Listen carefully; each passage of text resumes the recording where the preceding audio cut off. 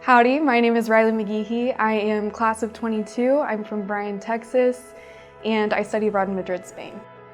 Ever since I was in middle school, I've always known that I wanted to study abroad in a place that speaks Spanish because I knew I wanted to minor in Spanish. I always wanted to go to Europe as well, so being able to go to Madrid, work on my Spanish there, and learn about business was the best opportunity I could have asked for. I'm Preston Bloskis, graduated in 2015, grew up entirely in Texas, and I think coming to Texas A&M was a natural choice. Entering the university, my perspective on the world was minimal at best. My study abroad experiences were broken up into two trips. The first was to Australia and New Zealand. The second was to the Balkan area of Eastern Europe. I definitely have gained a much broader perspective.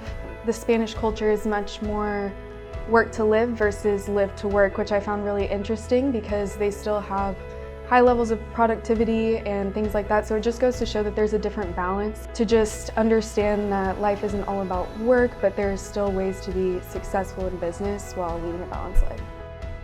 These trips did influence my education decisions down the line. Eventually I did get a graduate degree from London Business School. But I think the idea of studying in London and living abroad for, well more than a year was made more comfortable by the fact that I'd already been abroad. Before my abroad experience, I would have defined prosperity as an abundance of wealth. Post-abroad experience, I would say more an abundance of growth, and growth that can lead to success. Who you are as a person, I think that's what it means to be prosperous, is to grow towards success versus having a bunch of wealth.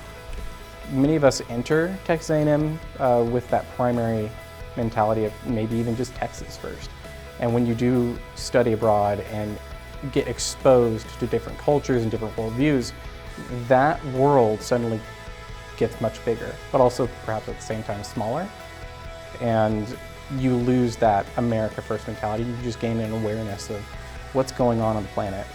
I think if you are on the line between going abroad and not going abroad, I know a lot of people don't go just because it's a very large time commitment, but it's truly something that you can't replace. You can't replace that experience and what it teaches you and the understanding it gives you about the world. So I think if you're on the fence about doing it, you should absolutely do it.